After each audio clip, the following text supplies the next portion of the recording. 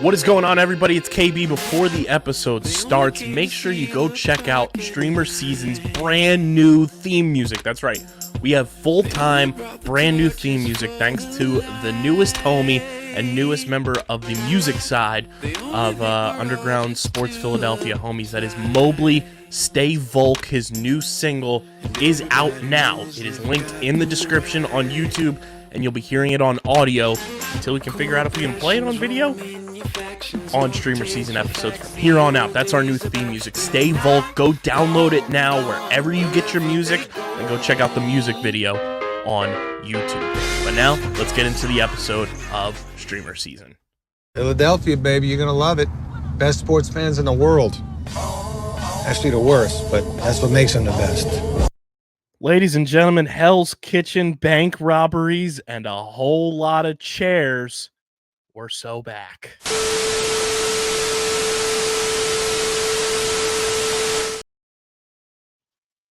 What is going on, fellow streamers? Welcome back to another edition of StreamerSZN, the exclusive streaming platform TV and movie podcast on the Underground Sports Philadelphia Podcast Network. KB, Christian, Harrison, triple boxing it once again, third time in 4 episodes, ready to bring you all the latest from Daredevil Born Again, the biggest announcement involving chairs the internet has ever seen, and all your latest news and notes from around the streaming platform Multiverse. But before we get into everything, make sure you guys are following us on the socials at StreamerSZN and StreamerSZN Pod on TikTok. Subscribe to the pod on Apple, Spotify, or wherever you get your podcasts in audio form. Leave us a 5-star review. It goes a long way for helping this show continue to grow, along with all of our shows here on the network. And subscribe to the Underground Sports Philadelphia YouTube channel, youtube.com/@UndergroundSportsPhiladelphia. That's where you get full video episodes of this show every week, full video episodes of every show on our network, clips, shorts, live streams, original video content. It's all on our YouTube channel. We're currently at 1,049 subscribers. Let's get to 1,100 before the end of April. Keep on subscribing. youtube.com/@UndergroundSportsPhiladelphia. Smash that like button, click that bell icon, and leave a comment in the comment section. And this show is proudly brought to you by our friends over at FOCO, the leaders in forever collectibles. They are powering our March Madness tournament coverage all tournament long. You don't want to miss out on any of the action. Join our bracket challenge. It's still an open group, so you can enter your lonely groupless brackets into our bracket challenge, where the winner will be taking home a sweet prize pack from our friends at FOCO.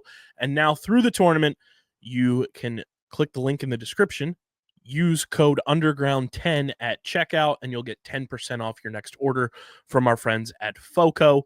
Again, use our link in the description. That way FOCO knows you're coming from us. Use code underground10 at checkout, and you'll get 10% off your next purchase from our friends at FOCO. Boys, we have a 2-doe-shay, as they like to say in the biz, 2-episode breakdown of Daredevil Born Again. We were curious as to why these episodes were going to be grouped together last week. They said one of them kind of strays from the path a little bit of what the whole plot line has been, and the other one kind of gets back to the plot line. Definitely understood that for sure after watching the 2 episodes, but I'll say I like that they grouped these 2 episodes in particular together, even though they were 2 completely different kind of paths. They still really meshed well together in a viewing experience way. And I really enjoyed this being like your 2-episode mid-season kind of coupling of episodes. It was the culmination of Matt finally getting back to Daredevil. It'd be between saving Kamala Khan's dad and saving White Tiger's niece. Mm-hmm. That was the true kick in the pants. Yeah. And I like how episode 5 really just felt like a comic book in the middle of what was going on. It felt like something that, comic book writers would do throughout a filler story in between the main part of the plot. But what really set it apart was, the beginning of the next episode where you find out why those people were committing the bank robbery. Basically right off rip, and Matt was finally getting pushed in the direction of putting the suit and cowl back on during episode 5, and it had been a long build up, but episode 6 paid it off in the best way possible. Yeah, I mean, from an episode 6 perspective, I tweeted it from the account. Episode 6 was the epitome of Matt and Wilson Fisk doing the Bugs Bunny meme of Lord forgive me, but it's time for me to go back to the old me. That was the epitome of episode 6. We'll get into both episodes. Overall thoughts, though, Harrison, I'll start with you. I know you brought it up already. It felt like a comic book issue in episode 5 for sure. This was the episode that kind of quote unquote was reported straight from the path of the typical kind of plot line we've seen. But I also think this is what a lot of Marvel fans, myself included, have been asking for from the street level side of things, where like not everything, this is like day to day in a city where like any average Marvel fan could be living. Like you can put yourself in the MCU's Hell's Kitchen and feel like you live there. And it was kind of just like that it was the type of episode that like is good for TV. Like this felt like, okay, Marvel finally is like getting some sort of a grasp on writing a television episode, which was very like refreshing for me as a viewer, where it was like I didn't feel like I was watching a movie. I didn't feel like I was watching, something that had to be watched to watch the next episode. Like this episode in and of itself could have been a standalone episode of television and still works. Absolutely. But I think this was like the first like moment where I was like, oh, look, Marvel knows how to get some TV writers in here and write a really solid episode of TV. Now, the thing is, though, if they had released that episode by itself, I think a lot of people would be pissed. Just because, from everything that happened in episode 4, you're expecting the plot to continue on. Now, the fact that they packaged it with episode 6 made it work.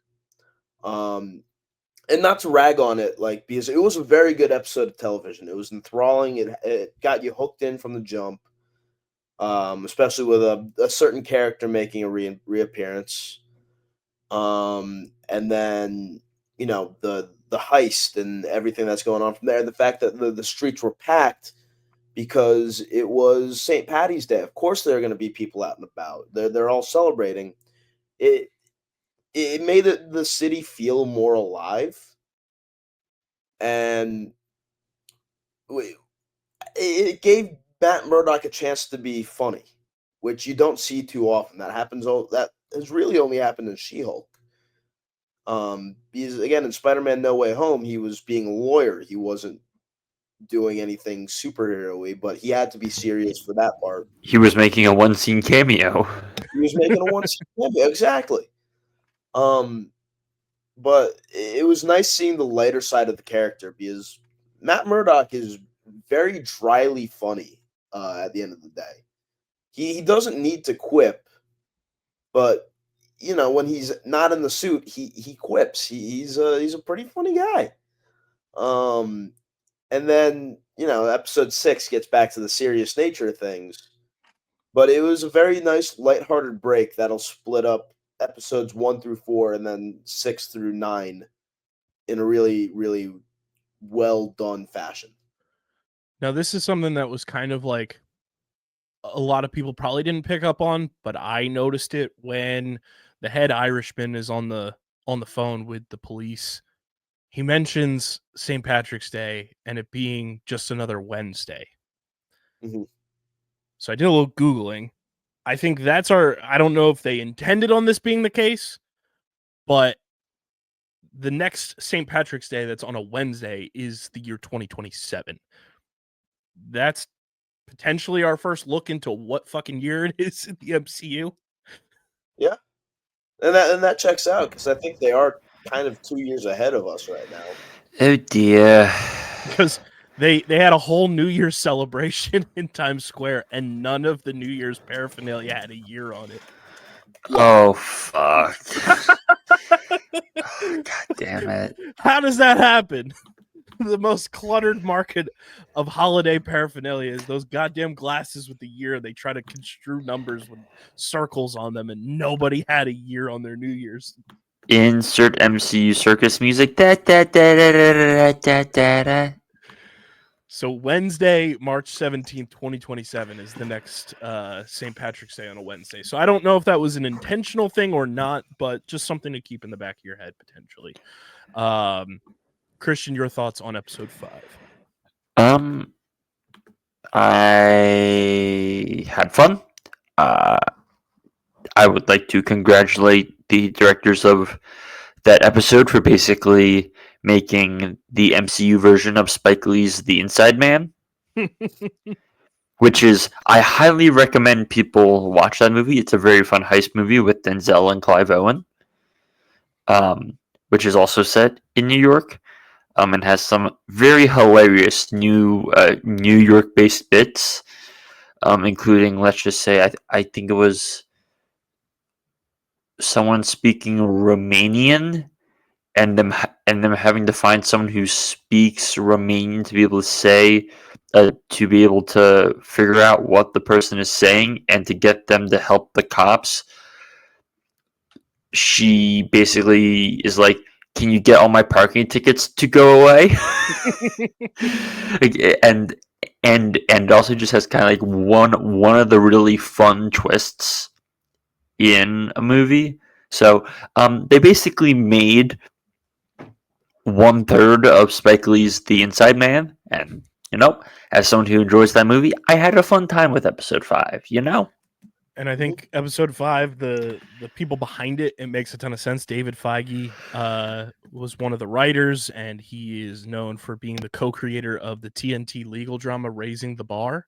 And then Jeffrey Nachmanoff, who also directed episode 4, has been a director for Detroit 187, Homeland, Chicago Fire, a show called Hostages, Legends, Allegiance, Chicago PD, Lovecraft Country. So the heist and inner city workings definitely reflected from the people working on this episode for sure. Mm-hmm. Overall thoughts on episode 6 as well before we go into the breakdowns. Harrison, I'll start with you. Oh man, that episode was just a whole lot of fun. It was everybody getting back to their darker roots.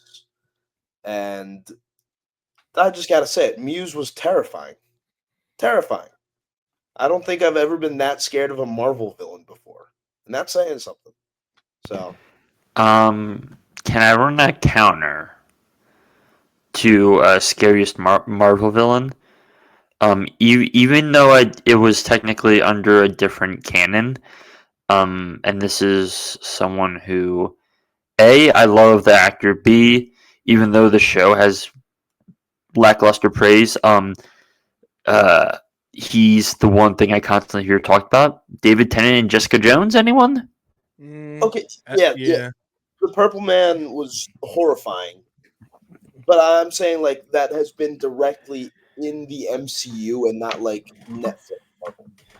Okay. I will throw one counter out, and once again, it's another like this project didn't work. Yeah. But this man fully understood the assignment, and that is Christian Bale as Gore the God Butcher. Did you see the tweet that went viral this week with him? I can't say I remember off the top of my head. Harrison, read that tweet for me. The entire movie Thor: Love and Thunder. Oh, right. Yeah, go. An Amex ad. Meanwhile, you cut to Christian Bale, entirely different movie, acting his ass off. Yes. I'm still so mad at that movie. I'm still so mad. Yes. Almost knocked my mic off the table there. That's how mad you are. Yeah, I know, really. like Christian Bale's first scene in that movie, great. You nailed the motivation 100%.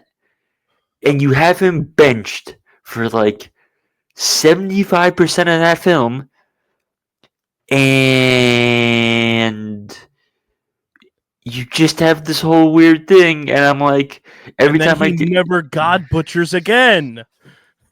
Yeah. It's God butchered once. He God butchered a singular time. God, Bale cooks so hard in that movie. And by the way, that movie, and this is a rare thing to say, is like 20 minutes too short. Yes. And you know why? Because a 30-minute montage of Christian Bale God butchering got cut. Wait, they cut that out? Yep, there's allegedly a 30-minute cross-movie montage of Christian Bale going killing so many gods, including Jeff Goldblum, including like Peter Dinklage's character, like all these like massive figures in the MCU. He was gonna slay them all, and they cut the whole thing. That's annoying as hell. See, I don't find Muse terrifying yet. I like Christian Bale for as little as they gave him. That was like legitimately a fucking creepy ass villain, and I'm like, get one of the best living actors to just give him a nice paycheck to play one of the like creepiest and strangest looking villains. Like, sure, yeah, fuck it, and it does well. Like, it's the same sort of thing. Like, I have a principle where it's like since Endgame, some of the most fun at like horror MCU stuff has come from movies that just are like immensely flawed. So like gore in that, and then just I wish they let Sam Raimi do a full rated R multiverse of madness, because there's points in that movie where he is cooking so unbelievably hard. Like Wanda at Comertage is beyond terrifying. Beyond terrifying. So she walked through that goddamn mirror. I still get no. So I'm like, where's my mommy and what did you do with her? So it's like, while I understand your point on Muse being terrifying, it's like I don't think we've given him enough yet, because like realistically, what we've seen from him is we saw him at the end of Forbes put that one guy on the table, and then we have basically all the little bits of 6, and so I don't think we can reasonably say like that, because we haven't gotten that much out of him, I would say, yet. I will say the fact that man is watermelon balling people's eyeballs out of their heads is quite terrifying. Something. It is a hell of a tactic. Because when that cut in that landfill in episode 6, I said, "What the?" No, forget that. The two girls that came up to him, and when they're showing Fisk the photos, I'm like, "Fucking hell, man!" God damn it. By the way, that was in the comments. It definitely seems straight out of a comic. I'll tell you that much. And it wasn't very funny. No, not at all. But let's get into episode 5, a much more lighthearted episode, if you will. So, Christian, the floor is yours for the ever so patented spoiler warning for episode 5 of Daredevil Born Again, titled With Interest.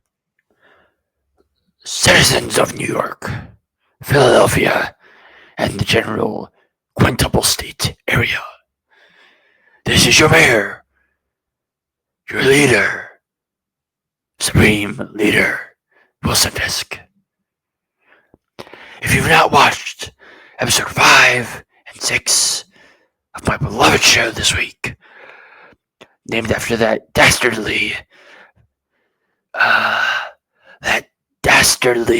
vigilante, please pause and go ahead and watch, and then come back and help me give power to these expeditious cops to solve our problems.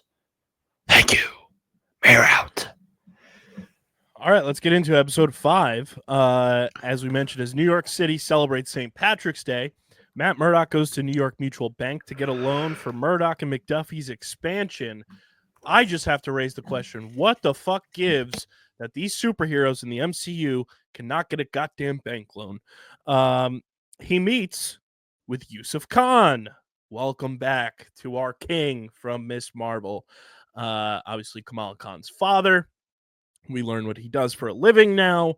And I just got to say, I love Yusuf Khan. He's such a lovable, bubbly, lighthearted character who just loves the ever-living fuck out of his daughter. And he's just so wholesome and very, very fun. And him and Matt Murdock together were just a dynamic duo that I never knew I needed. Yeah, they played off of each other so well. And I'm excited to see more of them together in the MCU. I'm excited to see Miss Marvel and Daredevil together in the MCU because that's got to happen now. So he meets with Yusuf Khan, who talks to Matt about his daughter, Kamala, who has a custom-made Funko Pop, which that Funko Pop is actually a real one that was released during the run of Miss Marvel. He ultimately says that Matt cannot get approval from the bank for a loan due to the firm tending to represent people pro bono and not getting enough net profit. As Murdock walks away, Devlin and his men prepare to rob the bank so Luca could pay his $1.8 million in restitution to Wilson Fisk. 2.6, right? 2.8 now. 2.8. I think. Yeah, 2.8 now. Yeah. The robbers break into the bank and order the civilians to stand down, taking them as hostages while Khan tries to sneak away, but he gets found almost immediately. I was talking to to Harrison earlier, Christian, and did you notice anything about the masks of the robbers? Ski mask. The ever so present thing that Marvel just loves to do, and they continue to do, is the ever so nonchalant effort to include the Infinity Stones. All of their projects. No, I didn't fully clock that. Because all the masks were the colors, and then the diamond that they're going after just so happens to be a rare orange diamond. So there was your Infinity Stone Easter egg there. Murdock tells McDuffie about their loan getting rejected before he hears the commotion at the bank and rushes back there, telling McDuffie to call the police. Murdock walks into the bank and plays up his blindness, so the robbers take him hostage as well. I also found it very funny that he was like being referred to as a character straight out of Charles Dickens, and that was definitely a fourth wall break because Matt is also a fictional character. It is that there's been so many wonderful jabs at Matt this season that I think the Charles Dickens jab is maybe my favorite so far. So good. It's so good. Also, like the ongoing Irish accents throughout were just peak. Oh, incredible. Yeah, I was almost waiting for someone to say it was the best of times. It was the best of times. I could have seen that happen though, honestly. I was just hear ye. We are here to rob the bank. I was waiting for Seamus to bust through the doors and be like, by the order of the Peaky fucking Blinders. Brogue kick. You get a brogue kick. You get a brogue kick. I can't do an Irish accent. My God, that's Brad Pitt's music. Finn Balor, what are you doing here? The demon? Oh. Anyway, back on track. So as the police surround, Murdock calls about the police to McDuffie and then plays up his blindness. Devlin demands to see the absent bank manager before setting on Khan, who was the assistant manager, telling him to open the vault for them. And as Devlin and his men see the New York City Police Department arriving, Murdock correctly guesses that Khan has no idea how to open the vault and only agreed out of fear. And as he gets taken away, he says, I need you to ad lib as much as possible. Can you do that? And I got to say, Yusuf Khan's ad libs had me in fucking shambles. Can you get me a snack? This vault has been around since the 1800s, and I'm sure you'd love to hear the history of the vault you're trying to rob. As the robbers take Khan away to open the vault, Murdoch overhears Johnny Santini. How fitting that they give the sanitation worker the last name of Santini. Talking about the bank only having safety deposit boxes and no cash. Also, MCU canon confirmed the New York Rangers. And the New York Islanders. And the Jets. Yep. And the Mets. Yep. That was great. All teams to make canon. Goddamn Rangers. Mark Messier, MCU canon. Hello. Now I'm just waiting for Wilson Fisk to do it's not about the money, Spider-Man. It's about the Mets. Baby, love the Mets. Go Mets. Just waiting for Steve Cohen to show up. Oh, God. Grimace. We need Grimace. So while Khan... Grimace, give me some of your shakes. Grimace, this McDonald's is shit. Give me some of your shakes. I need to bulk back up. No, not that type of bulk. I need to get fat again. Real fat. And then Fisk just blows up. Oh, no. Have you ever seen the Monty Python bit? It's just a wafer. It's just a mint. It's just a wafer. Anyway. So while Khan stalls for time for him, Murdoch asks one of the robbers to accompany him to the restroom. I'm sorry, if you're holding hostages, who the fuck is taking people to the bathroom? What are we doing here? Isn't hostage taking just like kindergarten? I mean, if you think about it. When's nap time? Goo gaga? Takes him to the bathroom before incapacitating him. The robbers soon figure out that Khan was lying, but Murdoch arrives in time to save him and tricks Devlin, buying them some time. That scene of Matt fighting the Irish man with the red ski mask Matt's finding that inner devil in him. Him catching the shotgun as it fell over the railing. Sick. Perfect. Murdoch uses his hearing to open the vault, claiming that they cannot go back to Devlin empty-handed and needed something from the vault. I mean, he's also right. The fact that Matt could just use his hearing to hear the 100 million combinations of that vault open up was hilarious. And I like that he was asking Yusuf to tell him about Kamala and just keep him talking. He didn't go insane. I was watching that and I'm yelling like, "Shut up, Khan! Shut up! I know he has super hearing, but shut the fuck up." He needs to listen intently. Yeah.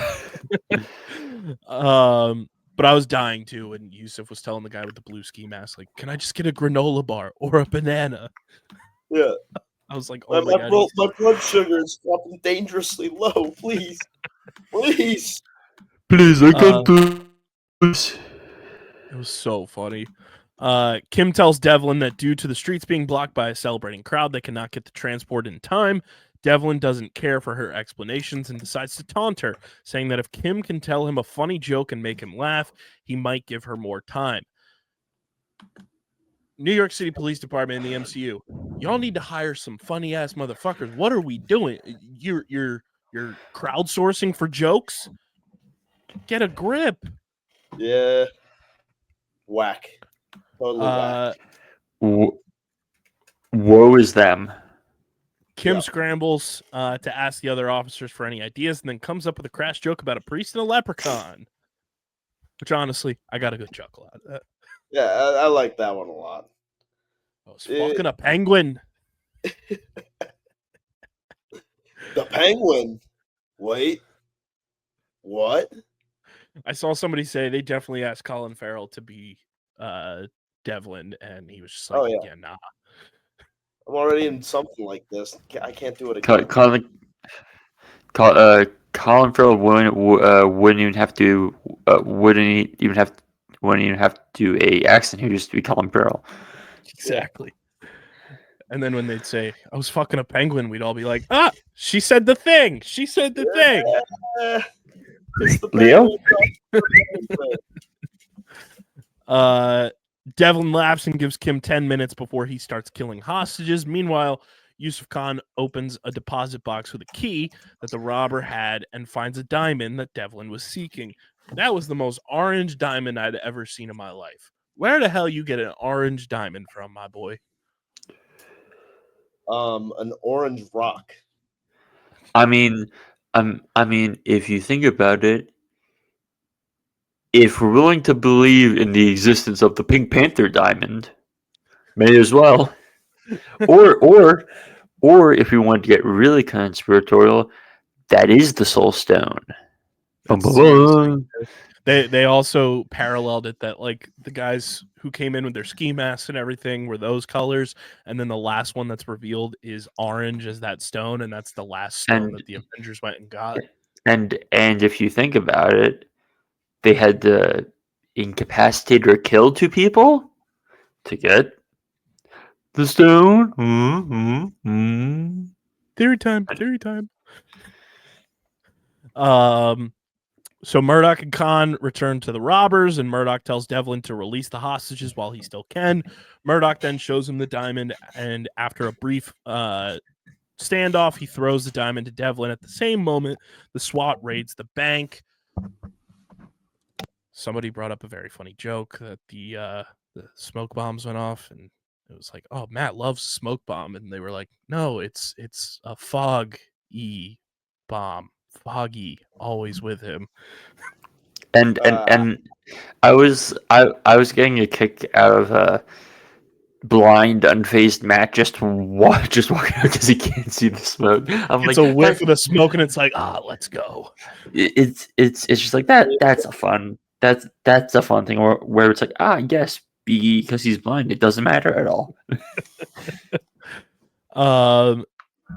So he throws the diamond, SWAT team raids, and in subsequent chaos, Devlin disguises himself as a police officer and gets out of the bank, leaving his associates behind and giving the diamond to Celine, who is their accomplice all along.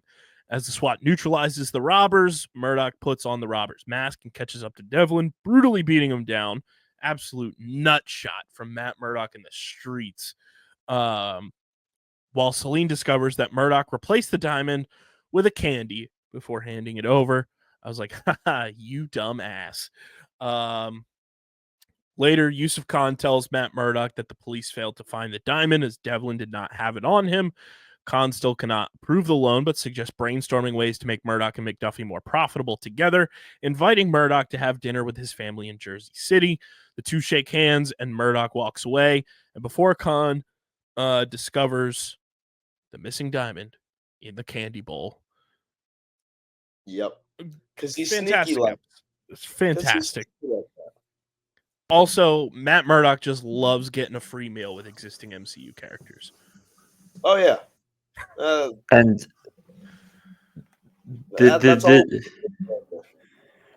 this was the first episode of the season Matt did not have a slut moment. Very true. Very true. Yeah, go ahead. But I will say that kind of putting the diamond thing there, spoiler to the ending of the ending of Inside Man, Denzel is secretly slipped a engagement ring by the robber on his way to escape. I also think Matt didn't have a slut moment because this entire episode happened during the daytime. Wasn't real horny hours. Oh, it was not bonk hours. I genuinely thought he might have started hitting on one of the met the hostages that he was. Well, he found out the one hostage was married and was like, "All right, on to the next one." Yeah, and let her husband go free. That's fine. So I also think from this episode, obviously, kind of like strayed from the path of the overall plot of what has been going on. But I do think this episode brought us some interesting things. We learned that Kamala Khan is in California visiting friends, which surface level tells you she's visiting Bruno from the Miss Marvel series. But also, to me, she's out there with Haley Steinfeld and they're recruiting Cassie Lang to join the Young Avengers. Do we talk about this, Bruno? We do indeed talk about this Bruno in particular. But I feel like we have to get Miss Marvel and Haley Steinfeld at the end of this season at some point. Now that Kamala's been brought up, she's in California. Who else is in California, everybody? Oh, that's right. Karen Page is in California.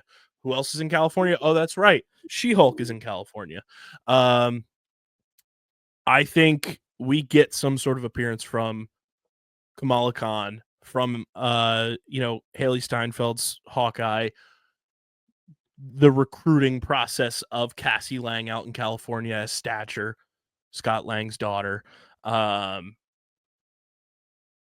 think that was an important little drop of information that they let her, all of a sudden Yusuf Khan and Kamala's mom like let her leave the friendly confines of Jersey City to go across the country. I also found that interesting with how overprotective they were in the Miss Marvel series. Which I have to quickly time in here because this I forget if it was this episode or the last episode, but two things. A, taking a shot at Hoboken, LOL. Very funny. And B, shitting on Philly multiple times. Banned. You want to fight this shit, brother? You want to fight this? Yeah, you guys want to stop acting like some fucking dickheads. You want to go? You want to go? But I do think that was like valuable information for the overarching MCU. Is like Kamala Khan's obviously the leader of the Young Avengers, or one of, however you want to perceive it. So to know where she's at, what she's doing, I think is very pivotal and very key. And I cannot wait for the Khan family dinner featuring Matt Murdock. Oh, it's gonna be great, and he's gonna put two and two together and figure out that Kamala is Miss Marvel. He's just gonna figure it out. Yeah, this episode was a ton of fun. Really Very enjoyed enjoyable. it. And I mean, you also get the five families aspect of stuff in this episode, which is still going to be very important. And we see a lot of episode 6 dealing with the high-ranking people in the city of New York, and it's kind of fist caught in between both of them. But I really enjoyed this episode a lot. It was very fun. There was like it was lighthearted, but like also just like very good episode of TV. I enjoyed it a lot. I agree. Very fun. I had fun. Yes. Let me pull this up here. So Harrison, as we get to our ratings for you and I will pull up the overall rankings we've had for each episode. This episode on Rotten Tomatoes from 7 reviews has an 86% from the critics. Harrison, your scores for the previous 4 episodes are as follows: 9.8, 9.7, 9.7, and 9.8. Your episode 5 rating for Daredevil Born Again. Now, this one's gonna take a little bit of a hit just because of, it was a filler episode. But that being said, it was a very fun filler episode. So it's still gonna get a 9.4. I still really enjoyed it. I like this episode a lot. It was very fun. And like you said, Harrison, like if it was a standalone episode, I don't know if I would have enjoyed it as much.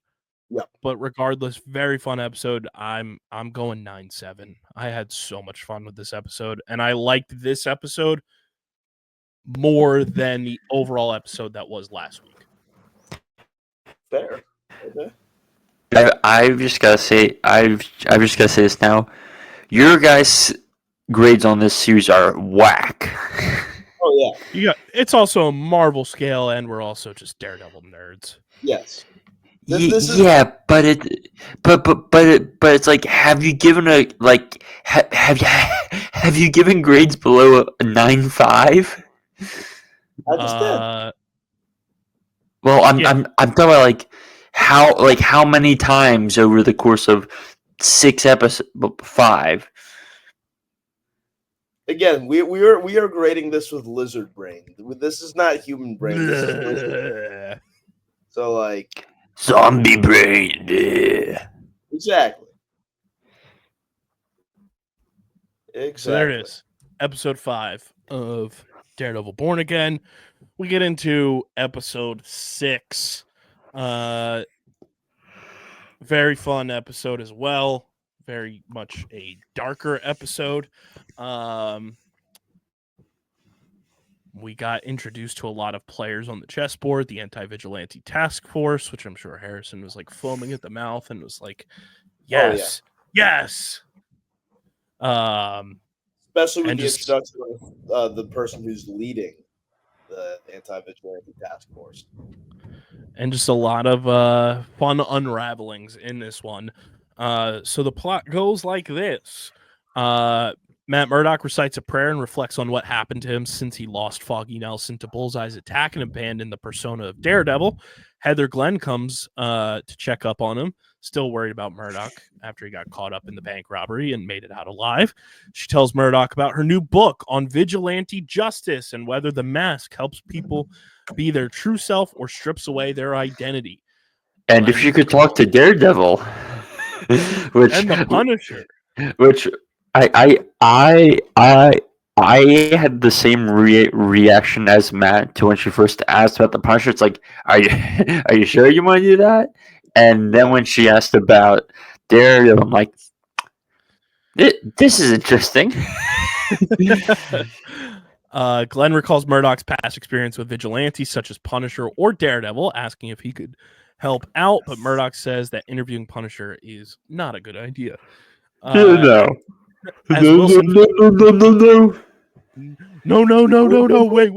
Wait. As Wilson Fisk and Sheila Rivera discuss the schedule, Luca pays an unexpected visit to the New York City Hall, much to Fisk's chagrin. Fisk does not want him there, knowing that it was all about the $1.8 million restitution, so Fisk reminds him that he must pay Victor.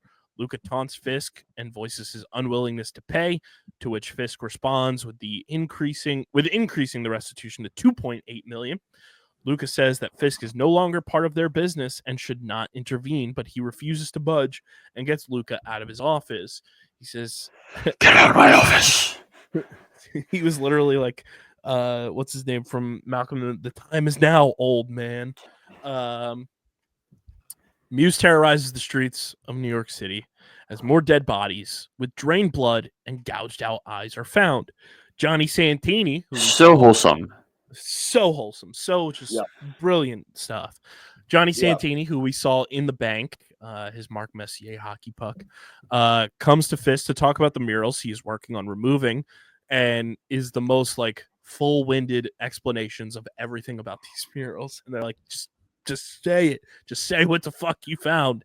And he's like, oh yeah, it's human blood. No biggie.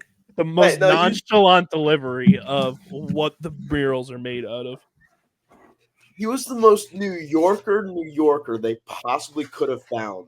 And he was just like, yeah, so I was up there and I was hitting it with the pressure hose because I didn't want to ruin the siding. But then that wasn't coming off, so I had to hit it with the bigger pressure hose. That wasn't working.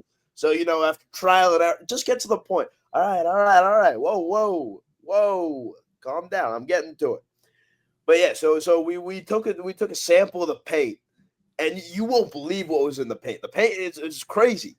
But I gotta say, the artwork, it was pretty good. But other than that, the stuff you used to make the paint, it was sickening, man. Tell me what's in the paint. Oh yeah, it was blood. But yeah, it was human blood. What's in the paint? That was just so funny. They're made with human blood, which makes them impossible to wash away. Angela Del Toro visits Murdoch at Murdoch and McDuffie Law Office and tells him that before his death, Hector Ayala had been investigating the kidnappings of innocent people, asking if Murdoch could help her look into it. Murdoch tries to convince Del Toro to let the authorities handle it, and she tells Murdoch, calls him out for dismissing her and waving away the important issue. And as her uncle said, don't let nobody do for you what you can do for yourself. And I was like, that's the most movie type of quote ever. That's going to get you kidnapped there, kid. Fisk listens to Gallo and Angie Kim reporting about Muse's killing spree and the murals he had been painting all over the city. Gallo suggests spreading the word about Muse being dangerous so civilians would steer clear from him, but Fisk claims that if they do that, Muse would go into hiding. Gallo protests, saying that it was not the way to go, to which Fisk cites the New York City Police Department's poor results in catching Muse and claims that it was time to switch up the protocols. As a result of Fisk's decision, 2 women approached Muse on the street while he was making another mural, unaware of him being a serial killer, and become his next victims. To be fair to Fisk, if the sanitation guys do discover a serial killer before the NYPD, yeah, it is time to break protocol. And those 2 poor women, they were just like, oh my God, these really cool murals that have been going around town. This must be the guy. This must be Banksy. This is Muse. And they're dead. So Never. So here was my first thought. How do they know who Muse is? Right. Because he's been signing his name at the bottom of every mural. Oh well. Also hilarious that the one mural was Fisk kissing the ass of a bull. Yeah. So preparing for a fundraiser event for his project, Fisk talks to Vanessa about Luca's attitude and how the world of politics still feels a little foreign to him. Fisk says that the way he gets people to do his bidding is to find what they want and provide it, to which Vanessa replies that it will not be that simple. She claims that the rich elites of the city already have everything they want, and if Fisk wants something from them, he needs to feed their ego by asking. Fisk shows up at the event, not before ripping his suit jacket, and I was like, ooh. I was like, big back. My boy is getting I like thick. that baby back ribs. Fisk shows up at the event, speaking to attendees to gather their support, but they mostly dismiss him and claim that they are the ones who decide what Fisk does or does not do. And then we cut to the cameo we've all been waiting for. Jack Duquesne, Tony Dalton, makes an appearance at Fisk's charity event and gives Fisk a warning not to underestimate them, as their power and influence might be able to outweigh Fisk's if he is not careful. Also loved at the beginning of this episode with the BB Uric TV, you just see swordsmen out in the streets fighting with his swords and a Ronin adjacent outfit on. And that was the first time we got the name swordsman dropped in the MCU, which was great. My thing was, why is Tony Dalton's Jack Duquesne swordsman at this charity event? I was like, what is he up to? Because that was the first time they've connected, obviously, since Hawkeye, as Harrison has disconnected. Well. We'll keep it pushing. It's funny that the censor bars are there to fill in for his screen. Murdoch decides. It's been a while. It's been a while since we had someone time slip away, but Harrison had a good 4-episode run, right, Kyle? He just said Wi-Fi crash. Be back soon. Oh well. So Murdoch decides to look up into what Del Toro was talking about, and Cherry informs Murdoch about Muse and his kill count. Now, Christian, a typical serial killer that we hear about on the news has killed maybe 8 to 10 people, and that is horrific. You never want that to happen. Serial killers, bad people, bad guys, bad people. How the fuck does it get to 60 without 60! anything happening? How does it get to 60? That's 1 killing per day for 2 months. What are we doing? Here's the thing. We know the NYPD is fucking incompetent, but they aren't that bad. Our expectations were low, but holy shit. He said 60 and my jaw dropped. Yeah, I was like, whoa. Wait a minute. I had the closed captioning on just to see if I missed anything because I rewinded it and I was like, he didn't say 60, he said 60? What is the NYPD doing? The NYPD is harassing innocent people. They are I was flabbergasted that was the number they chose. I was like, God damn, Muse is a maniac. He's a maniac. Fisk gets informed by Daniel Blake and Buck Cashman about Muse killing more people and leaving their bodies near his mural to taunt the police. With the public's anxiety growing, Fisk uses the situation to his advantage and presents Gallo with his task force project. Although Gallo is not pleased with the officers Fisk has chosen, Fisk personally visits the 15th Precinct police station, speaking to the likes of Connor Powell and Cole North. And when Harrison gets back in here, I'll let him wax poetic about the character of Cole North, inspiring them with taking the city back from Muse and other mass criminals that terrorize the city.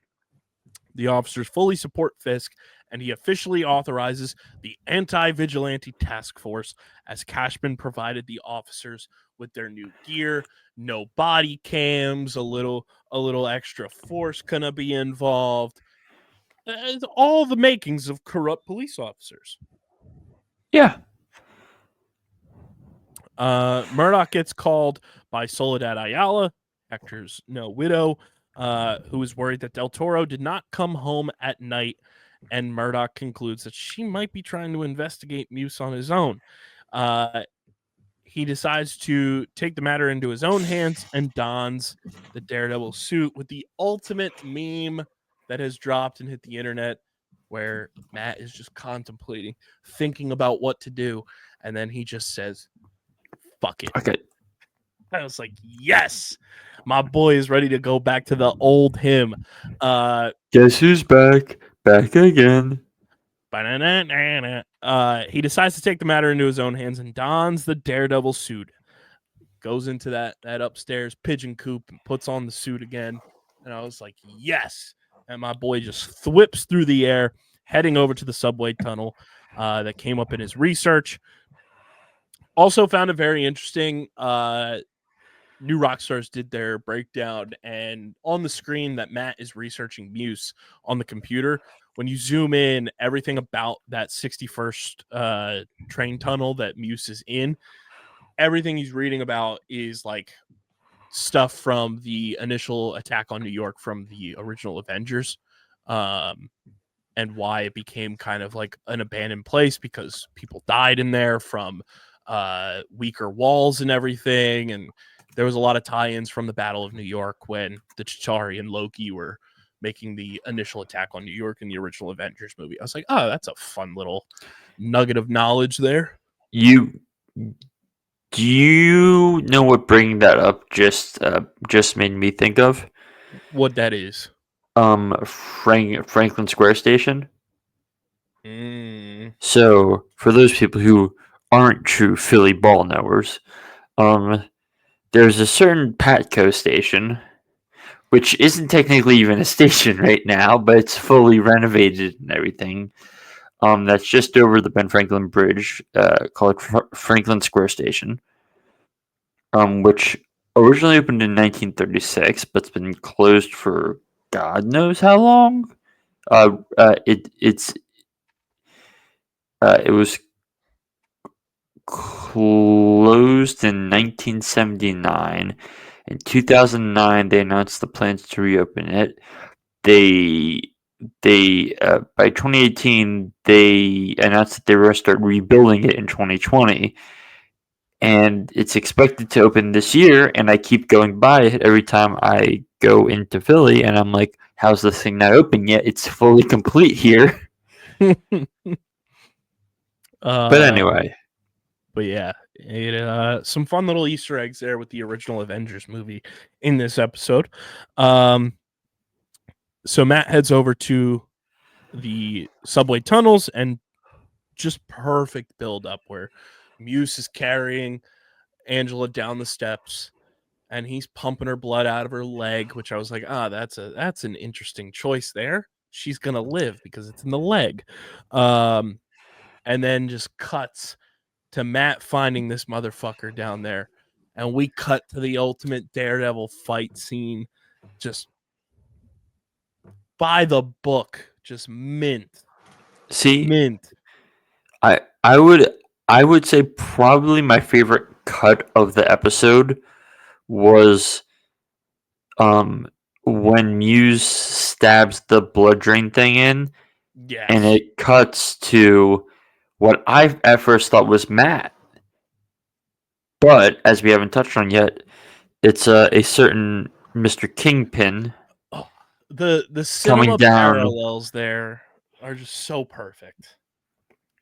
Like those two fighting side by side in different spots, and just it was just incredible stuff. It was hashtag cinema baby.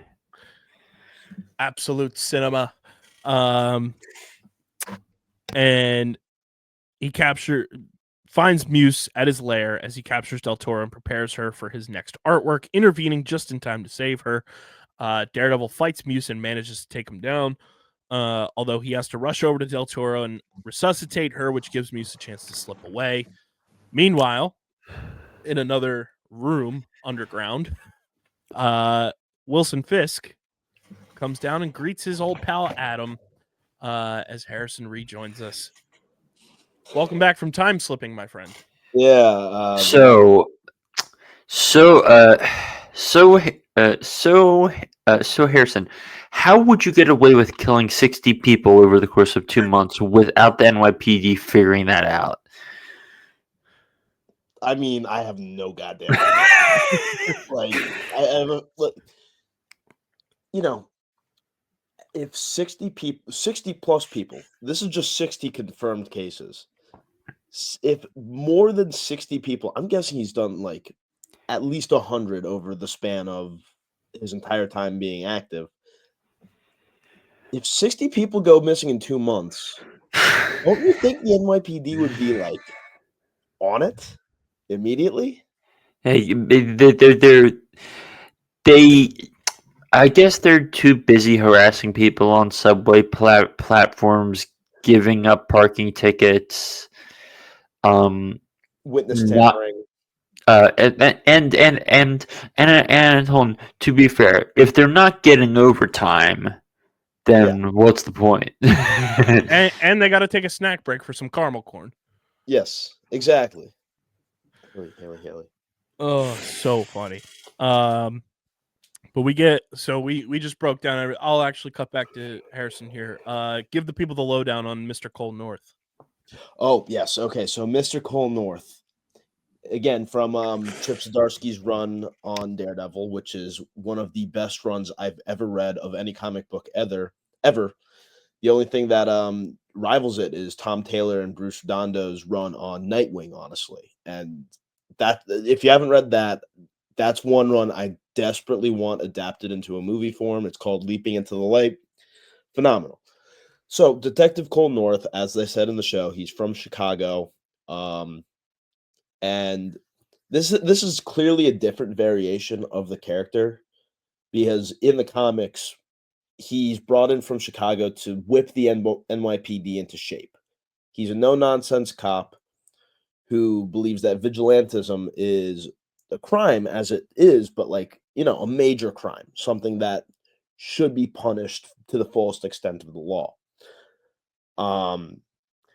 And he comes blow to blow with Daredevil several times. He actually has a fist fight with Daredevil in one of the coolest drawn comic panels I've ever seen. And it's just it's he's a great character. He's a no nonsense cop, and it's a whole lot of fun. He's probably the one that popped Hector. That's my guess. Yeah, I would agree. But we get the parallel where Fisk gives Adam an axe, and he gives him a chance to fight him. Then brutally beats him down and venting out his pent-up anger, yelling out, "Mine!" And still stuck true to his word to Vanessa. Didn't kill Adam, but that boy is beat to hell. Also love the parallels that Eric Voss from New Rockstars brought up, I believe. No, it was actually MT from Heavy Spoilers. He said, like, you have the angel and devil's clothing in Matt just beating up his enemy and everything with Muse, and then you have the devil and angel's clothing and Kingpin just beating up on a guy who resembles Jesus. Yep. And what I really liked about the ending fight scene was that Matt could have just completely That boy was hung. Yes. But what he did instead was save Angela, and that is proof that he still is a hero. That whole fight scene, I was like, as soon as he came through the subway tunnel, I was like, oh my, I was like, one, how the hell did Matt find him that quickly? But two, I was like, here we go. I was like, here we go. We are in for it. And I was like, I audibly was like watching. I was like, oh, get his ass, Matt. Get his ass. And he was whooping his ass. And I think, we were talking a little bit about, haven't gotten all that much of Muse. And I think this episode and the way that things transpired where Muse inevitably gets away after all of that, I think Muse is a character that's going to carry over to season 2 for sure. Yes. If they don't finish him off, or if the anti-vigilante task force doesn't find him and finish him off within the next couple episodes, he's definitely carrying over. Because we all assume that Muse is obviously the 17-year-old that Heather Glenn is seeing as a patient. And I just think the way that Muse is so secretive for the most part, outside of the two women that find him in the street, and he just murks them immediately. Melon balls their eyeballs out and calls it a day. I think Muse is a character that like has the staying power to kind of be like the lurking villain in the background. And then when it's time for him to pop up, it's time to go. I was impressed by how terrifying they made Muse though in this episode. And I know we talked about like not the overall most terrifying character yet, but like I said, when you melon balling eyeballs out and making it resemble Yo Mask, I already know too we're gonna have so many people dressed up as Muse at Comic-Con this year. It's not even funny. But that motherfucker's making his way into the top 5 real quick. Muse has one of the best looks, which I will also say. Put him and Gore the God Butcher side by side. I'm like looking a little similar there. Yep. The costume for Muse is fantastic. The suspenders made it for me too. Seeing the suspenders hold up. It's been no time for belts when you're out there murking people for blood paint. I wonder if he watches Bob Ross at all. Yeah, what shocked me. Beats the devil out of his victims. I love this episode. This was so much fun. This was like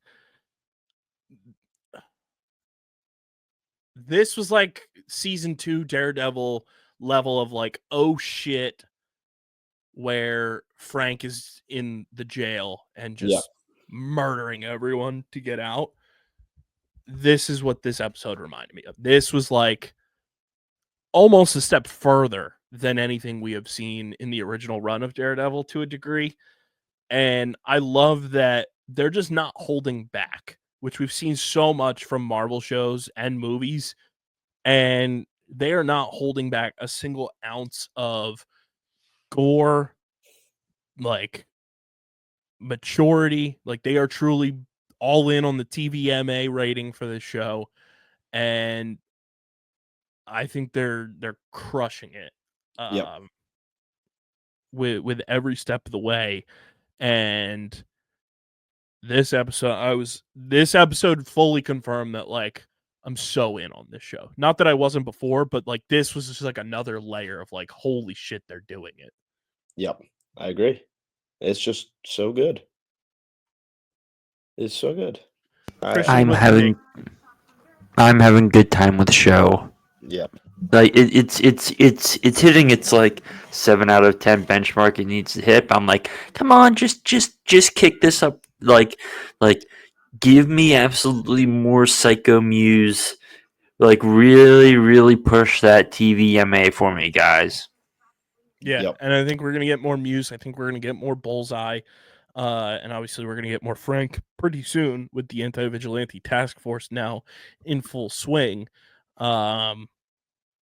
I'm just pumped. I cannot wait to see what is next with next week's episode. David Boyd, who directed episode 6, is directing episode 7, which has me Nice. very excited. And then Jill Blankenship, who wrote episode 3, is writing episode 7. Nice. That's gonna be great. So very excited for that. And then I do think more of the Punisher stuff is going to happen in episodes 8 and 9, just based on Benson and Moorhead are directing both of those episodes, and Dario Scardapane, who wrote episode 1, is also co-writing both of those episodes of 8 and 9, and he obviously worked on the Punisher series as well.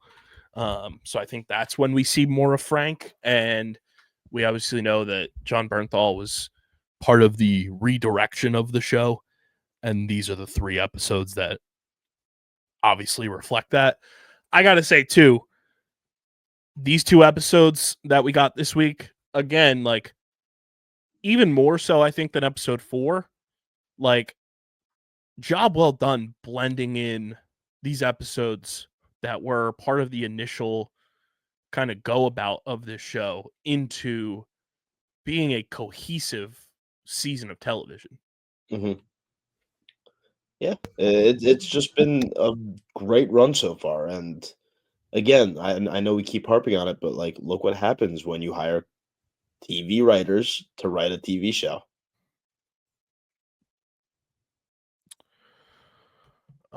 Christian, any final thoughts before we get to our ratings that you will call us whack for? No. I got no thoughts. We kind of run through them all at this point. So episode 6 does not have any full-blown review. It has 4 reviews, but no overall percentage. 3 of them are fresh reviews, and one of them from the AV Club, Gerard Jones, gave it a C- score, so it made it a rotten. Where he said, Born Again barrels into its second half, though the cost to its quality is significant. What? Did we watch the same episode, brother? IGN's been they've just been rage baiting recently. They can't enjoy anything. Well, it's AV Club. It's same thing. AV Club, IGN, all those websites have been raved. Do you see what IGN gave the final episode of Invincible? No, I did not. They gave it a 4.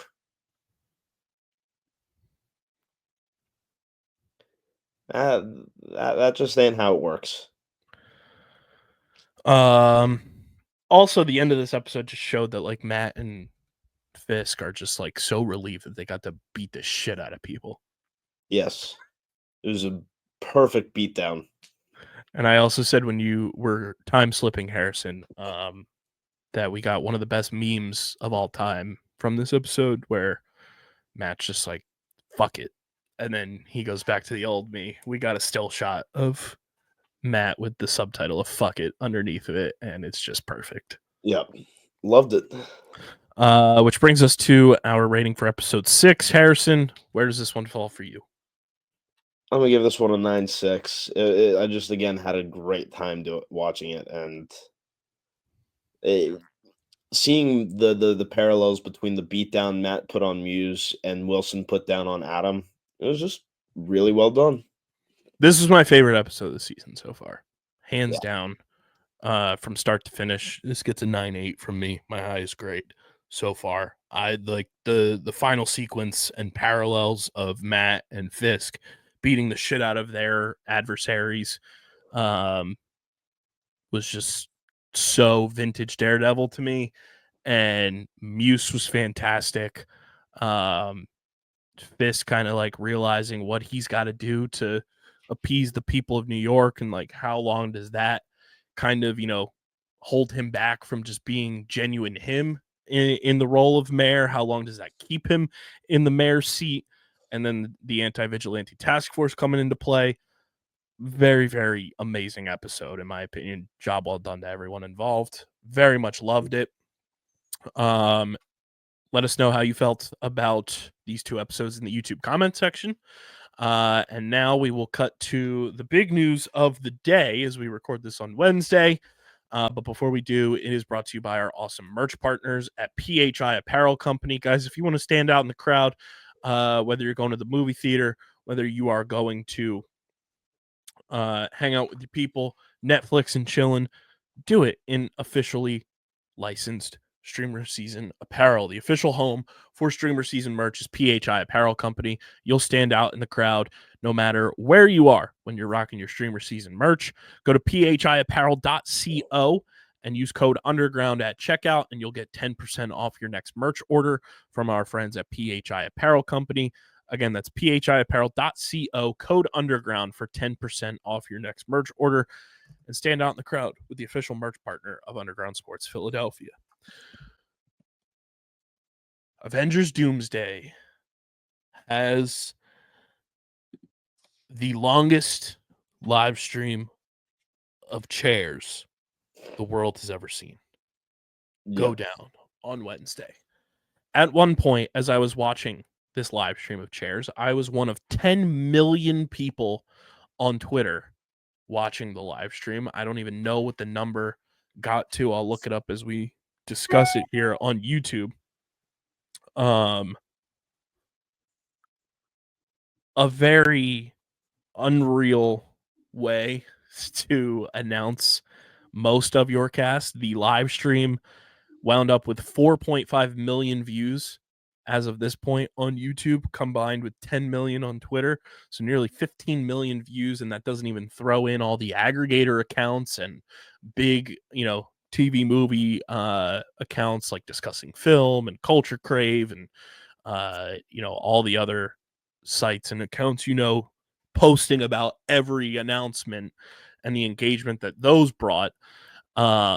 Which is why, in my opinion, I think it was a genius move by Marvel, because you just got a full-fledged budget of free advertising from people just tweeting out every chair for 15 minutes every hour on the hour of people that were going to be in your next Avengers movie. And you can't script that. I was like, that's genius. You have so many big accounts just posting this, so many big websites and YouTube channels and everything talking about it. You just got a free marketing budget by doing it this way. And I thought it was a genius way to roll things out for a near 6-hour live stream. Yeah. I mean, the fact that you have enough cast members and big name cast members to do a 6-hour live stream while releasing names every 15, it's insane. It's insane. So the names that were released and confirmed today on this live stream, it all started with our favorite blonde boy, Chris Hemsworth. And then it just continued rolling out to the likes of Simu Liu, Shang-Chi, Vanessa Kirby, Joseph Quinn, the tiniest chair for Paul Rudd, which I found very funny. But I also found a very missed opportunity to when they revealed one Sir Patrick Stewart to not have his be Professor X's chair. So hold on. Here's a fun question. Over under $150 million for the cast of this movie alone. Over. 200 million. Over. So this is going to be the most expensive movie ever made. Yes. By a mile. And it won't make money, and it won't turn a profit. I'm willing to bet. It's the Avengers, man. It's going to turn a profit. I'm fine. I'll phrase it this way. It's going to turn the smallest profit of any Avengers movie.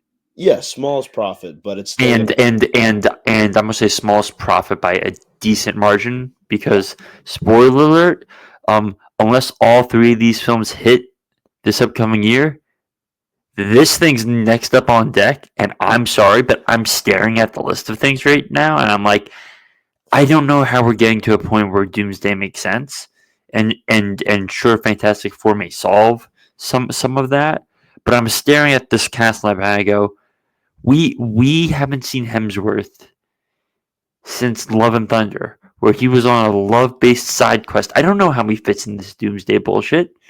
Like, and Namor, how are we jamming Namor in this? Like, it that was a surprise. Yeah, like it doesn't, like, the names don't make sense. It makes no sense, but they're gonna. I have faith that they're gonna figure out how it's gonna make sense. Oh, really? You have faith after the last 5 years? How optimistic of you? I try to look at the bright side of life. So before I continue reading off the list of confirmed actors today, I have one thing I want to bring up, and then I'll bring up something else after we read off these actors.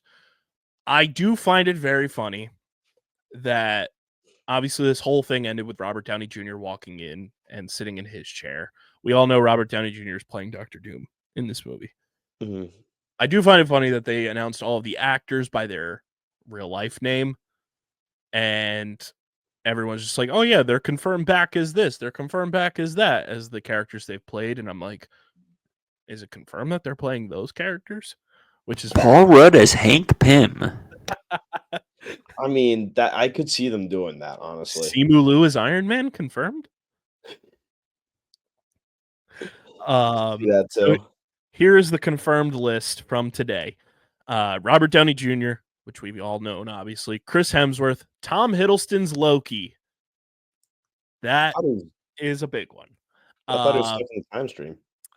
Paul Rudd, Simu Liu, Pedro Pascal, Vanessa Kirby, shout out Paul Rabel, Joseph Quinn, Ebon Moss-Bacharach, Lewis Pullman, who is playing the Sentry in Thunderbolts ***, Ian McKellen confirmed for Avengers Doomsday. That's hype. That was a jaw dropper for sure. Sebastian Stan, Kelsey Grammer's Beast, James Marsden, welcome back, Cyclops. We've been waiting for this. He's about to make a name for himself. Channing Tatum back as Gambit. Hell yeah, he is. Rebecca Romaine will return. Obviously played Mystique in the original X-Men run. Sir Patrick Stewart, Alan Cumming, Nightcrawler, anybody? Letitia Wright, Tanaka Huerta, which was definitely a interesting inclusion here. I did not expect to see Namor included in this particular movie, but I'm intrigued for sure. Danny Ramirez, the new Falcon, Anthony Mackie, Florence Pugh, Wyatt Russell, David Harbour, Hannah John Kamen, who is Ghost, and Winston Duke, which is also the one that gets me thinking of, are they actually playing their roles? Winston Duke, multiversal Black Panther, anybody? Sign me up. Also reported / confirmed by said actors, Benedict Cumberbatch, Tom Holland, which Tom Holland, Zendaya, and anybody in the Spider-Man movies could not be confirmed during this from what I've seen because their contracts are with Sony, not Marvel. Chris Evans and Haley Atwell are the other reported actors for Avengers Doomsday. I have a feeling we're going to see evil Captain America, Hydra, Steve Rogers. Or he's back as Human Torch. Who knows? I did find the omissions of characters fascinating, of characters that were not confirmed today in the live stream. No Hulk, no Doctor Strange, Yep. no Wanda, no Captain Marvel, no Monica Rambeau, no Miss Marvel. A lot of like key players on the chessboard not confirmed. But I also was talking to Harrison about this earlier today, and I said I think a lot of the TV shows, especially from what we got in Daredevil this week, could confirm a lot of stuff on where we'll see these characters next. But a fascinating day on the internet for sure. But here's the theory that stands out in my mind, and this is very fun to think about. So Liam Crowley from Screen Rant does a great job covering TV and movies for them. Tweeted this today during the live stream. Grammer, Stewart, McKellen, Cumming, haha. Gotta be the Fox universe. The one that reversed the Sentinel shit. Quote from Robert Downey Jr. in one Avengers Endgame, you mess with time, it tends to mess back. Did reversing the events of Days of Future Past create Robert Downey Jr.'s doom? Stay with me now. To which Liam followed up with the following as well and said, Channing Tatum Gambit, who didn't exist in the original X-Men trilogy, but could as a result of the Days of Future Past reversal. I said, stay with me now. To which he also followed up by saying James Marsden's Cyclops was killed in The Last Stand and is only alive due to Days of Future Past time travel reversal. I said, stay with me now. Yeah, I like this theory. Yeah, all of it makes sense. I mean, that's the beauty of comic books. You can retcon and like change things, and as long as there's a reasonable backing to it, people will just go, yeah, makes sense. That works. I like this theory a lot. I think it works. I also think part of this is, for anybody who hasn't seen the Marvels, I apologize. There's obviously the post-credit scene with Kelsey Grammer's Beast, Monica Rambeau, her mom in a different universe. I think they're going to do some sort of incursion situation there. And that's kind of how things go kablooey.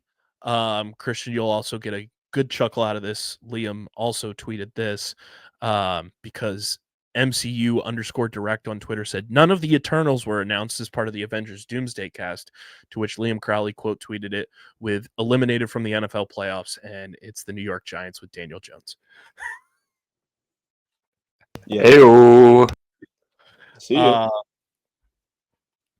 There's a lot to definitely unpack from this, and obviously some other interesting characters not listed.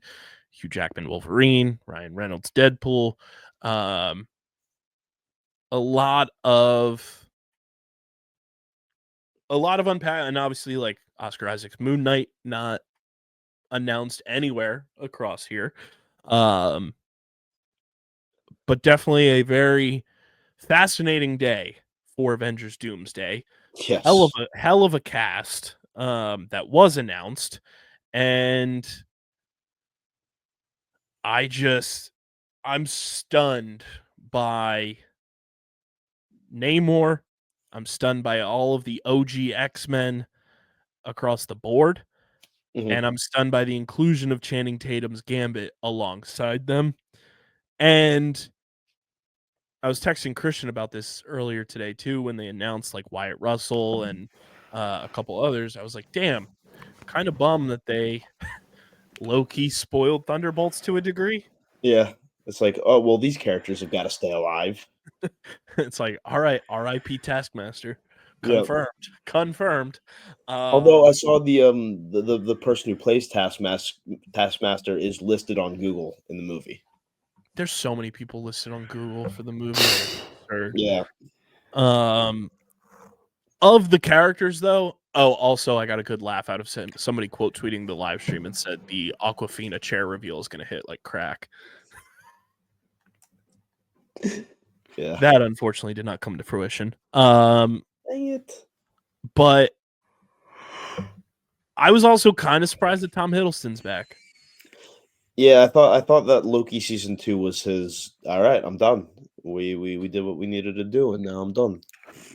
Like I saw him in. I was obviously going to be like, yeah, Secret Wars, like that makes sense, but I didn't expect to see him on the Doomsday cast.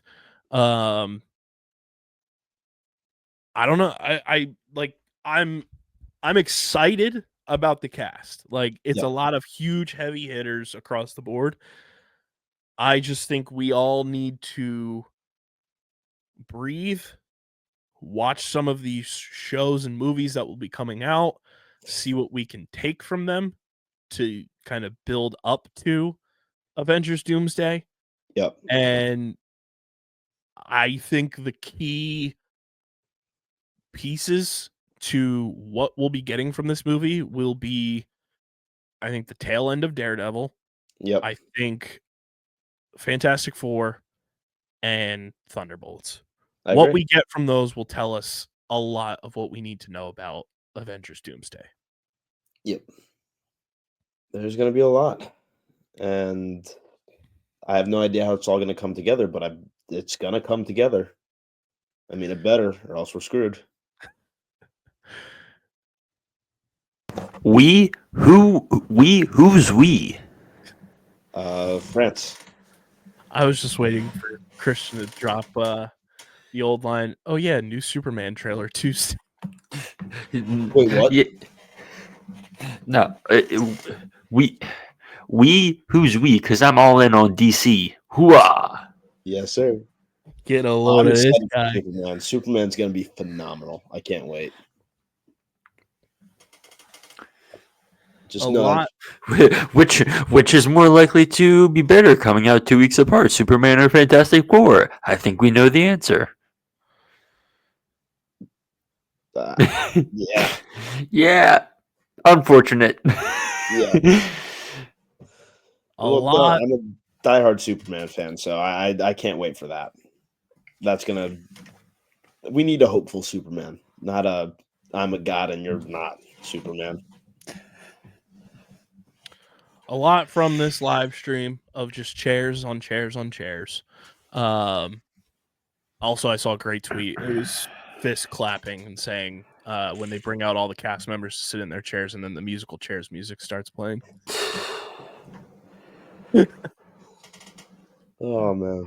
But let us know about your thoughts on the casting announcement for Avengers Doomsday that is now in production in the YouTube comment section. And now, without any further ado, let's get to everybody's favorite segment.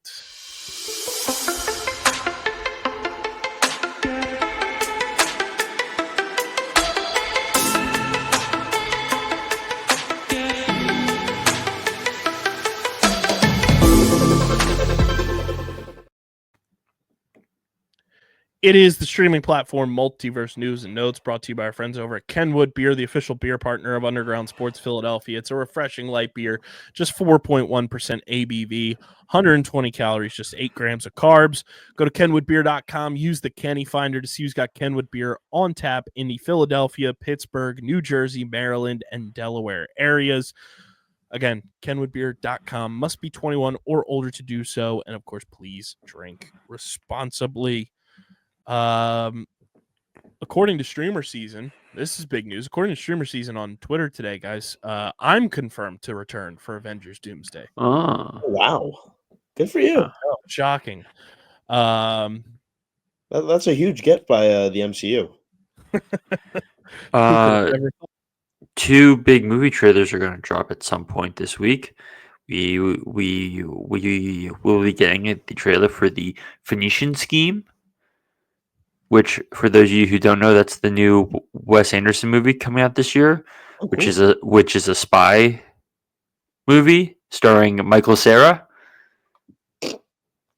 which I don't know how Michael Cera hasn't starred in a Wes Anderson movie, but this fits.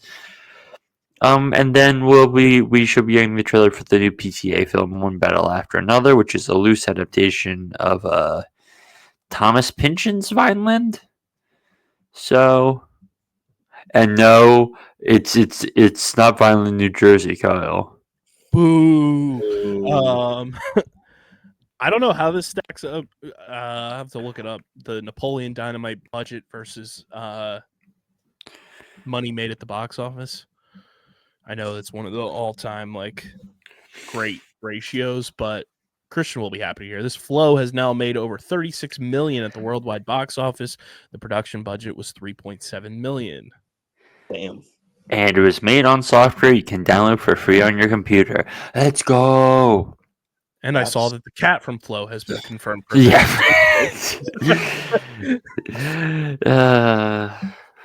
I'm once again encouraging everyone to watch Flow. It's currently streaming on Max. Thank you. Releasing in 2029 and officially in the works at Pixar, Coco 2. Why? That was one that did not need a sequel. It was so perfect. It did not need a sequel. Do we really need a Toy Story 6? No. Yeah, exactly. They're running out of ideas at the Mouse House, ladies and gentlemen. That's why we're getting live action and sequels and more live action and more sequels. I still haven't watched the live action Lilo and Stitch trailer, and I'm proud of that. And I will continually refuse to watch it. If I go to a theater and it pops on, I will leave the theater and then come back in. You can just close your eyes. No, because I don't even want to hear it. You close your eyes and plug your ears. Come on, Hawaiian Roller Coaster Ride's a banger. This is a very funny quote. John Leguizamo talks Christopher Nolan's approach to the Odyssey. Quote, he's not doing it by committee. He's not doing it by what the studio says. He's like an indie filmmaker, but with crazy money. So, not an indie filmmaker? I love this. This is one of the best jersey patch sponsors Major League Baseball has ever had, if not the best. The Seattle Mariners will wear Nintendo and Nintendo Switch 2 logo patches on their jersey this season. It's a shame those patches are no longer stitched, though. Yes. Oh, they're not? Oh, that's a shame. Very dumb. Gestures towards a once beloved but now hated Sixers owner, who's no longer a Sixers owner. God damn you, Michael Rubin. God damn it. Anyway. All the good case just gone. Harrison, you'll love this because this is right up our alley. About last week, reportedly started filming House of Dragons Season 3. Let's go. Nice. That's going to be great. Let's go. According to the Jennifer Hudson show, SZA wants to play Storm in a, quote, gnarly origin story. I'd be down for that. What's her name? No, see, here's Harrison. If we want to do stunt casting, we have to commit to the bit and somehow get Jade Cargill to play Storm. Oh yeah, you're right. You're right. Forget SZA. Let's get the person who physically looks like Storm and who also has done Storm cosplay. Yeah. Before. Sorry, SZA, but no, we're doing Jade Cargill. Yeah. SZA said, like I love to bring the range. My dad, he collects first edition comics, so I grew up super into Marvel and DC. Good for you, girl, but sorry, not sorry. It's gotta be Jade Cargill. Christian, I'm excited to see what you have to say about this via the playlist. Tony Gilroy says Andor is, quote, the most important thing I'll ever get to do. Damn.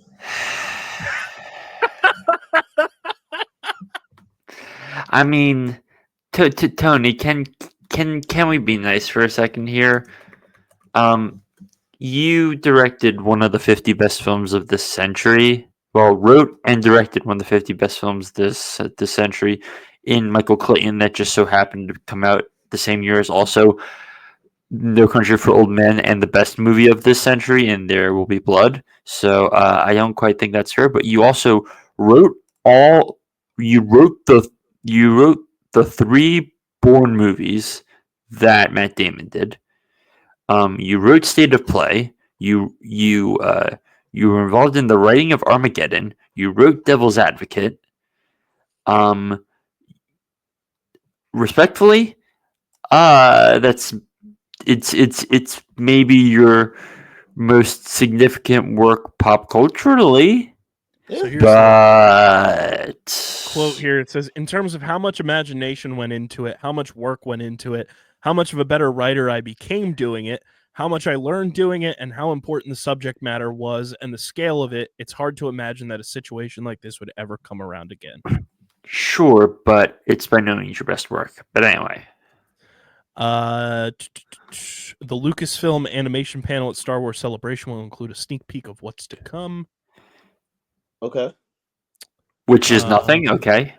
And Tony Gilroy's next project, The Behemoth, reportedly called. Oscar Isaac will star. Nice. Excellent. Drama about a cellist. Excellent. Marvelous. Okay. Details on the upcoming Texas Chainsaw Massacre film. Hold on, pause. This is fun news. Go. Glenn Powell is interested in starring and producing it, depending on the script. JT Molnar, Strange Darling, is eyeing directing the project. Lionsgate and A24 are among the studios interested in the film. And another fun fact, Kate from Barstool, who is on The Yak and other shows, her baby daddy / boyfriend is like big in the Texas Chainsaw Massacre like creation of that whole universe. So that's very fun. All right. As much of an A24 guy as I am, just give it to Lionsgate. Like I need Texas Chainsaw to be like, I need it to be messy. I think A24 it can go too much in a way, which I'm just like, I just want this to be messy. Be a little too artsy. It doesn't need to be artsy. It needs to be violent and brutal. This is fun because I absolutely adore this person. Linda Cardellini is officially starring as Pamela Voorhees in A24's Friday the 13th prequel series. They're doing a prequel series now too? I believe it's for Max.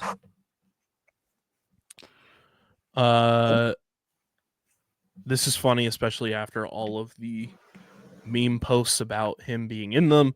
Will Poulter would love to reprise his role as Adam Warlock in Avengers Doomsday. If they come calling, I'm definitely picking up. We're going to see him in his big ass forehead again. Looking here. The Last of Us Season 2 premiere is titled Future Days. Episode runtime is 1 hour. Is that an X-Men reference? Your guess is as good as mine. Future Past? Oh, X-Men. Yeah. Warner Brothers' The Alto Knights debuts at $5 million at the worldwide box office. One of the worst ever starts for a major studio release. 37% Rotten Tomatoes score, and the production budget was nearly $50 million. And do you know the story behind this movie, guys? I haven't even heard of it until now. Yep. So the writer of this movie is Nick Pileggi, who wrote Goodfellas. He's 92 or like 94 or something. He and David Zaslav are good friends. Okay. I would like you to guess, because this is a Warner Brothers movie, how this got made. They just said, you guys want to do a movie? And it's like, yeah, do it. It was basically David Zaslav personally saying, we are going to make this movie. Yeah, that checks out. That checks out. Yeah. That checks out. This is very funny. Billy the Puppet trolls a Twitter user who thought Saw 11 was canceled by posting his LinkedIn profile. It says, you thought? Still employed. Oh, and good it's a lord. literal Billy the Puppet LinkedIn account. Oh, I thought he took a screenshot of the dude who said it was like I'm coming for you. Well, he quote tweeted somebody on Twitter that said, "Spotted, Billy the Puppet is officially filing for unemployment," and he quote tweeted "You thought" with the LinkedIn link. Ah, nice. This is not great news for my Super Smash Brothers universe whole theory. The Street Fighter live action film has been delayed indefinitely. That makes sense. I mean, that movie was a mess. The first one, at least in the 90s. I'm talking about now, Harrison. I need all of the Super Smash Brothers characters to have their own movies or shows now, because That's I fair. am full send on the theory that a Super Smash Brothers universe exists. Full send? Full send. I have been pounding the table on this for 3 years. Oh yeah. The Last of Us co-showrunner Neil Druckmann teases season 2, episode 6. Oh It's dear. really special. Our actors left a piece of their soul in this episode. Oh good lord. That's gonna be heartbreaking, isn't it? We got the new trailer for Final Destination. Are souls edible? We'll find out shortly. We got the new trailer for Final Destination Bloodlines. I don't even care about the trailer. I love that John Taffer quote tweeted it saying, "I'm going in." Oh god. Not John Taffer. Every bartender's worst nightmare. Amy Pascal and David Heyman will officially produce the next James Bond movie for Amazon. Okay. Which is they could have gone a lot worse. Amy Pascal, for those of you who don't know, has basically shepherded the Spider-Man IP through Tom Holland and the Sony films. She produced Greta Gerwig's Little Women. And what was the guy's name again, Kyle? It was escaped my brain. David Heyman. He produced every single Harry Potter movie. Oh yeah. And did Barbie, among other things. So we have people who understand taste. Okay. Amy Pascal, also the reason that Kevin Feige is where he is. Okay. I'm fine She with also worked on her father, or I think it was her dad, worked on the original X-Men movies. And that's how Kevin Feige got ushered in to a bunch of this stuff and why he's at where he's at. Adolescence now has 66.3 million views in less than 2 weeks. It's the most ever for a Netflix limited series, and I love the take because Bert Kreischer, who's one of my favorite comedians, had his new special drop on Netflix, and it was number 2 on trending. And in an interview, Bert said that you don't ever want to be number 1 for your comedy special on Netflix because that means there's nothing else that people are watching. So they're just going to you out of default. So to come in number 2 is the best thing that you could ever have as a comedian on a Netflix trending chart. Which I would just like to say, while I haven't watched Adolescence, I've heard great things, but this is me going a shout out to Stephen Graham, one of the great, largely unheralded British actors who we don't talk about enough, who just shows up in things and it's good. Most of you may know him as Patrick Mulligan in the Venom films. Yes. He shows up in Rocket Man, The Irishman, parts of the Caribbean films.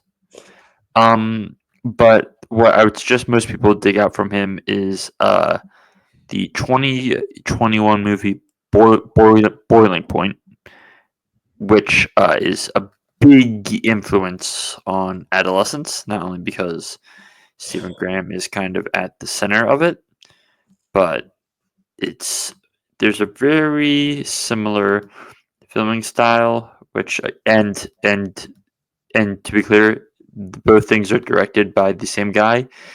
But Boiling Point is this British movie about basically kind of a chef whose life is kind of going into shambles in in a way, and this is a entire dinner service done in one take. I remember this. At the restaurant he's a head chef of. So in other words, enjoy what's the time of this? Enjoy 92 minutes of anxiety. I know none of us care about this series, but I just have to say, great casting choice. Because goddamn, do they look alike? I think I know what you're gonna say, and I literally had this exact conversation with my friend today. According to Deadline, Nick Frost is doing a deal to play Hagrid in the Harry Potter TV series. Ooh, Yep. Well, So I would. The side-by-side pictures are uncanny. Yeah.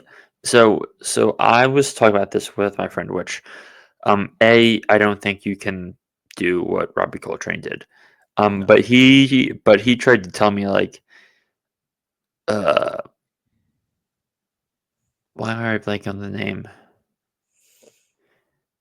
He's playing Dumbledore in this. He was in Conclave. He was in Dexter. John.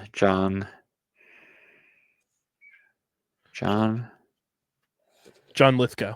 Yeah, Lithgow. They're he tried to tell me he could be the best Dumbledore. I'm like, I'm sorry, but it's impossible to not think of Gambon.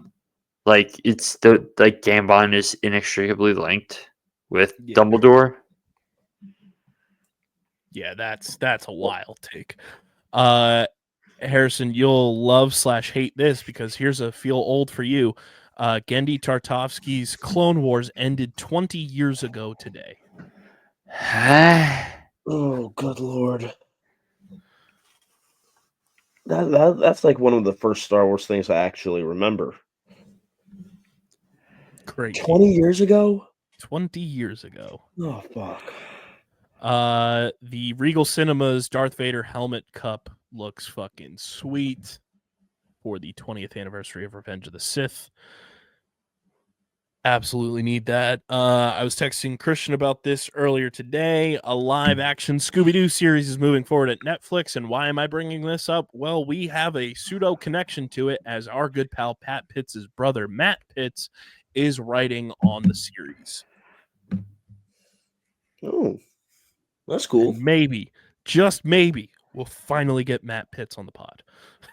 Hell yeah. We've been trying to get Matt on this show for like 2.5 years now. Let's see. News for Five Nights at Freddy's 2 drops in a week. Five Nights at Freddy's. Bong Joon-ho and Takashi Yamazaki met up. We got a warm message from each other saying that we should make kaiju movies together. Ooh. Christian, your thoughts? I'm listening. And I think that is everything I've got on my list. Anything that I may have missed, Christian, on your end? We have more set photos from the Odyssey.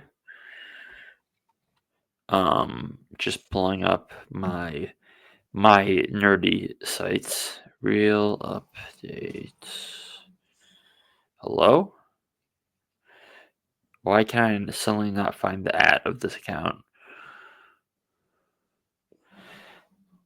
Oh, it's fine.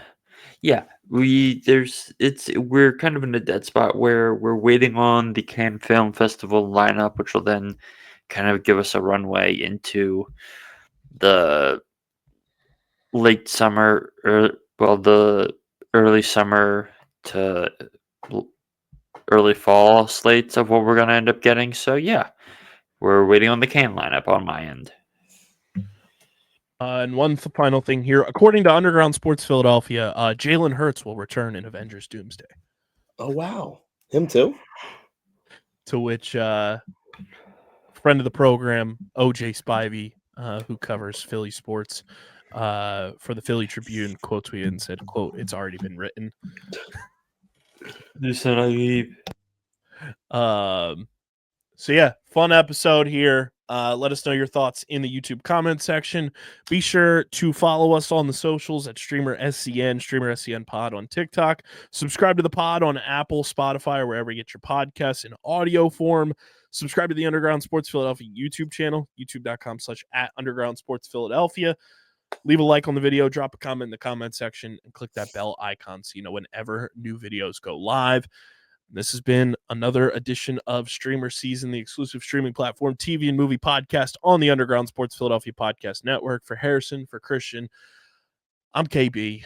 We're going to go get our returning roles for Avengers Doomsday and Hell's Kitchen. But until next time, we'll see you next time.